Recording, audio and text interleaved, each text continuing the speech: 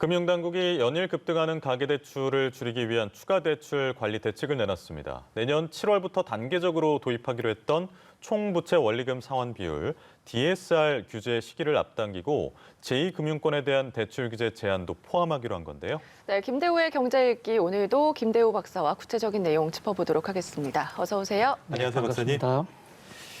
시간표가 좀 앞당겨진 것 같습니다. 어떻게 좀 보셨습니까? 그렇습니다. 대폭 앞당겨졌습니다. 정부가 가계부채 폭증하는 이 추세를 더 이상 두고 볼 수는 없다. 이래서 그 증가세를 억누르기 위한 방안으로 DSR이라는 카드를 꺼낸 지가 오래됐는데요. 예. DSR이라는 게 이제 Debt Service Ratio, 그래서 총 부채 원리금 소득 상환 비율이라는 것입니다. 자기가 금융권으로부터 받은 이 대출과 원리금 상환액이 자기 소득의 몇 배가 되느냐, 몇 퍼센트가 되느냐, 이것을 감안해서 소득 수준에 맞춰서 그 능력 범위 내에서만 대출해 주겠다 이건데요.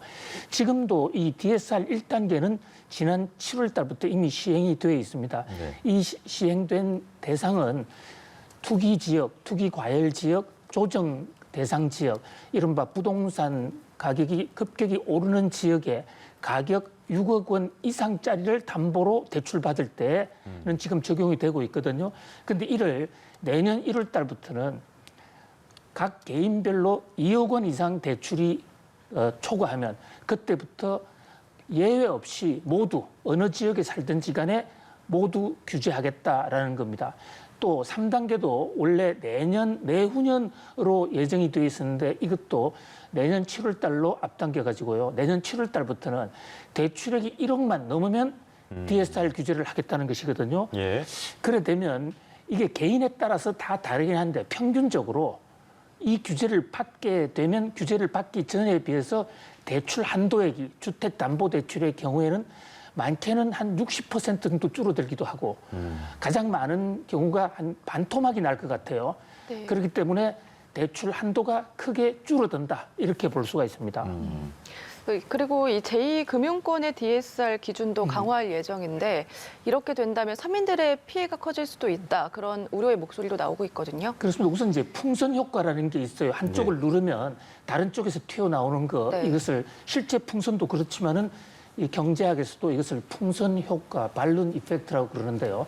은행을 대출 규제를, DSR 규제를 하게 되면 은행이 아닌 제2금융권, 또 제2금융권을 규제하면 제2금융권이 아닌 사채업자, 이런 식으로 풍선 효과가 생길 수가 있거든요.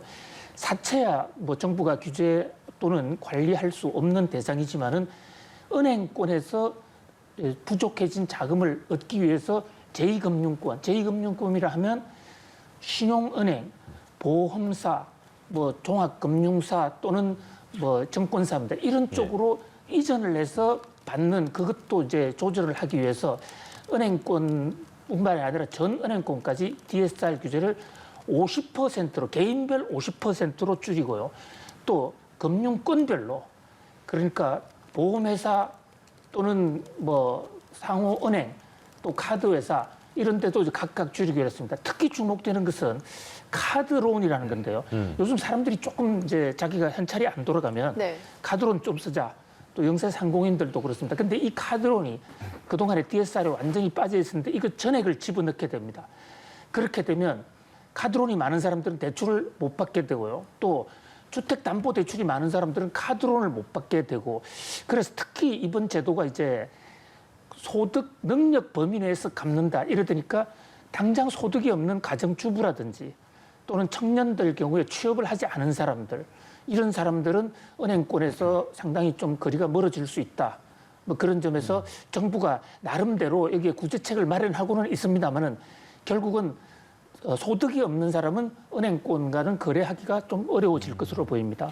일단 그러니까 3개월 정도 후인 내년 1월부터는 2억 원 이상 대출, 모든 대출을 다 막론하고 2억 원 이상 그렇습니다. 대출이 있으면 예. DSR 규제를 받게 되고 7월부터는 1억 원 이상 대출이 그렇습니다. 있으면 예. 받게 되는 건데 만약에 이렇게 추가적으로 시간표를 당겨서 시행했는데도 불구하고 가계대출 증가세가 꺾이지 않는다면 뭐 플랜 B라고 할까요? 뭐 더 심화된 대책도 발표할 가능성을 시사했더라고요. 그렇습니다. 지금 현재 DSR의 비율이 은행권은 40%, 그러니까 예를 들어서 자기의 소득이 1억 원이다 그러면 거기에 40%인 4천만 원 해마다 갚는 이자와 원리금이 4천만 원 되는 범위 내에서까지만 대출해 준다 이랬는데 예. 이게 만약에 잘 안 돼, 그래도 불구하고 가계대출이 늘어난다면 플랜 B로 이 은행권의 DSR 비율을 30%로 내려버립니다. 또는 제2금융권 비율을 50에서 30이나 40으로 내리게 되면 거기에 따라서 대출 한도가 아까 평균 반토막이라고 그랬는데 그렇게 되면 반의 반토막으로 줄어들 수 있거든요. 예. 또 하나 이제 주목을 할 것은 총량 규제. 현재 지금 은행들에 대해서 정부는 금융위원회는 7% 이상을 전년 동기 대비 대출을 늘리지 말라 이렇게 하고 있는데 내년도 이 총량 규제 그 범위를 5%로 줄여버렸습니다. 네. 굉장히 많이 줄인 거예요. 2%포인트를 줄이면. 그러면 네. 개인별로 DSR 여유가 있더라도 은행에 대출 한도가 없어서 대출을 중단하는 그런 사태가 생길 수 있습니다. 그러니까 올해 지난 9월 달, 10월 달에 일어났던 농협은행이라든지 하나은행에서와 같은 일시적인 대출 중단 또는 대출 유예 같은 조처가 내년에도 상반기에 만약에 대출이 더 늘어나면 4 내지 5%를 늘어나면 거기에 따라서 또 추가 억제를 할 수 있는 그야말로 전방위 대책을 세웠다 이렇게 볼 수가 있겠습니다. 네, 말씀해주신 대로 이 가계부채 내년도 가계부채 증가율이 4에서 5% 이내로 줄이기로 하고 또 초과시 추가 규제를 하겠다 이렇게 밝혔는데 어떻게 가능할까요? 박사님 의견은 어떤가요? 그렇습니다. 지금 정부의 그 내년도 경제 성장 목표를 감안하고 또 통화량 증가 목표가 약 10% 정도 조금 초과되고 있거든요. 그런데 통화량은 10%가 더 늘어나는데 가계부채를 5%로 줄인다는 것이 결코 쉽지는 않을 네. 것입니다. 그러나 지금 현재 가계부채 증가 속도가 오늘 고승범 금융위원장 얘기대로 하면 지금 증가율이 사상 세계 최고고 이대로 방치하면 가계대출 증가 속도가 너무 빠르다. 뭐 그런 것을 감안할 때 좀 고통을 분담하는 차원에서 5%로 낮추겠다 이렇게 억제 목표가 정해졌는데요. 뭐 여러 가지 각 은행이나 각 개인들이 미리 대책을 세워가면서 서로 고통을 분담해야 되는 그런 어떤 지혜가 필요한 것으로 보입니다. 또 하나 지금 중요한 대목은요. 전세 대출이거든요. 네. 전세 대출은 이번 조처에서 빼기로 했습니다. 예. 그래서 급한 전세금 금액이 올라가는 보증금이 올라가는 사람들의 피해는 어느 정도 줄어들기로 했습니다만 대신에 전세금의 경우에도 분할 상환. 지금 대출을 상환하는 방법에는 크게 두 가지가 있어요. 하나는 원금을 매달 같이 갚아 나가는 이자와 함께 같이 나가는 방식. 이것을 분할 상환 방식이라고 그러고요. 처음에는 초기에는 이자만 갚고 만기가 되면 그때 가서 원금을 갚는 거치식 잔액 상환 방식 이런 두 가지가 있는데요. 지금 상당수의 대출자들이 전세 대출도 만기에 일시적으로 갚는 것이거든요. 그런데 이것을 내년부터는 금융기관 창구나 인센티브 제도를 동원해서 이제 한번 대출을 받으면 원금까지 그 다음 달부터 바로 조금씩 갚아 나가야 되는 이 분할 상환 제도가 대폭 강화됩니다. 이렇게 되면 전체적으로 가계부채의 불안감은 많이 완화될 거예요. 그러나 이제 돈을 빌리는 사람 입장에서 당장에 그 다음 달부터 조금씩 더 갚아야 되니까 좀 환경은 바뀐다 이렇게 볼 수가 있겠죠. 당장 뭐 현금이 필요하게 되니까 부담이 좀 있을 것 같습니다. 자, 다음 주제로 넘어가겠습니다. 유류세 인하 소식, 당초에는 한 15% 정도 인하할 것이다. 이렇게 예측을 전문가들이 많이 했는데 이례적으로 그보다 높은 20% 인하로 결정이 됐습니다. 네, 그만큼 정부가 물가 상승세를 좀 억눌러 보겠다는 그런 의지가 강하다 이런 것으로 볼 수가 있습니다. 그동안 우리가 건국 이후에 해왔던 유류세 인하 정책에서 최대 인하폭이 15%였지 않습니까? 예. 이번에는 그보다도 크게 높은 20%를 인하했거든요. 그럼에 따라서 이제 그 휘발유, 경유, LPG 종목에 따라 조금씩 차이는 있습니다만은 최대 리터당 164원. 휘발유의 경우에. 예, 휘발유. 네. 왜냐하면 휘발유가 그만큼 유류세가 좀 더 많기 때문에 똑같은 20%를 적용할 때 휘발유는 164원, 경유는 116원 이렇게 나오거든요. 이게 이제 뭐 당장에 되는 것은 아니고 정부는 바로 세금을 오늘부터 적용을 합니다만은 일반 소비자들은 약 2주간의 그 유류의 수급 과정 그 흐름을 따라서 정유회사가 사서 주유소에 배달하는 걸리는 거치 시간을 생각하면 앞으로 2주 정도 걸릴 거예요. 그렇게 되면 이제 가격 인하가 되는데 문제는 이게 국제 유가가 앞으로 얼마나 오르냐입니다. 만약 지금이라도 국제 유가가 좀 멎어주면 유류세 인하 2%는 유류세가 전체 유가에 차지하는 비중이 절반쯤 되기 때문에 실질적으로 국제 유가 인하 효과는 약 10% 정도가 나요. 그런데 지금 국제 유가가 앞으로 이보다 더 오른다 그러면 네. 유류세 인하에도 불구하고 국민들의 세금 부담은 그러니까 유류 부담은 더 네. 높아지겠지만 물론 뭐 그 상승폭은 상당히 낮아질 것으로 보입니다만 결국 관건은 앞으로 국제 유가가 어떻게 되느냐 여기에 물가 향방이 달려 있다 이렇게 볼 수가 있습니다. 네, 그리고 이 물가 안정을 위해서 공공요금도 연말까지 동결하기로 했는데 이게 물가 안정에 좀 도움이 될지 궁금하고요. 그리고 4분기 물가 상승률은 어떻게 예상을 하시는지 네, 궁금합니다. 정부가 오늘 매우 중대한 결정을 또 하나 내놨습니다. 물가 안정을 위해서 정부가 개입할 수 있는 또 정부가 직접 정하는 공적 요금, 공공요금 이거 전부를 연말까지는 한 푼도 더 올리지 않겠다. 사실 정부로서는 어려운 결정이에요. LPG라든지 그밖에 전기료 그밖에도 각종 공공요금 정부로서도 지금 원가가 올라가고 있기 때문에 예. 국제시장에서 국제 유가, 원유 가격이 올라감에 따라서 올려야 되는 요인들 인상 압박이 굉장히 심한데도 불구하고 일체 올리지 않기로 했습니다. 또 농축수산물 같은 것은 할인 행사도 추진해서 그만큼 물가 인상을 저지하기 위해서 강렬한 정부부터 앞장을 쓰겠다 이런 건데요. 공공기관이 차지하는 우리 경제에서 비중이 결코 적지 않고 또 그 비중에 못지않게 정부가 이렇게 앞장서서 물가를 억제하게 되면 민간에서도 아무래도 물가 올리는데 좀 부담을 갖게 될 것이고요. 물가를 흔히 심리의 경제학이라고 그러고 물가 오름세 심리가 물가를 올린다는 말도 있거든요. 그런 면에서 공공기관발, 정부발 물가 오름세 심리는 상당히 막을 수 있게 됐다. 정부가 이렇게 그 고통을 스스로 감내해가면서 물가를 안정시키는 만큼 좀 각계각층도 여기에 좀 서로가 고통 분담하면서 동참해야 되겠지 않을까 이렇게 봅니다.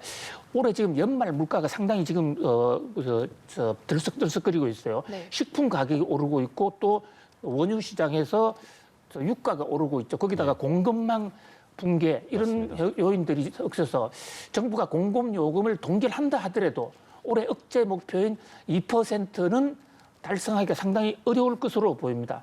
이렇게 2% 후반 또는 3% 그 정도가 현재 그냥 그대로 두면 그렇게 될 것 같은데 홍남기 부총리는 오늘 경제 비상대회에서 적어도 이것을 2% 후반대에서 2% 초반 그러니까 2.12%에서 막아보겠다. 정부의 인상 억제의 의지를 밝혔다 이렇게 볼 수 있습니다. 네, 만약에 3%까지 나온다고 해도 다른 나라들하고 비교했을 땐 양호한 편인 거죠? 그렇습니다. 미국의 경우에는 거의 5.4% 지금 기록을 하고 있거든요. 그런 면에서 볼 때는 뭐 우리나라 물가가 지금 일각에서 얘기하는 대로 스태그플레이션이다 또는 하이퍼 인플레이션이다 이렇게 얘기하는 분들이 있지만 그것은 어디까지나 최악의 경우에 대비하자 이런 어떤 미래의 그 대비 차원이고요. 현재 나타나고 있는 2% 중후반의 물가가 뭐 경제를 파탄지경으로 몰고 갈 그런 정도는 아니라고 봅니다. 알겠습니다. 네.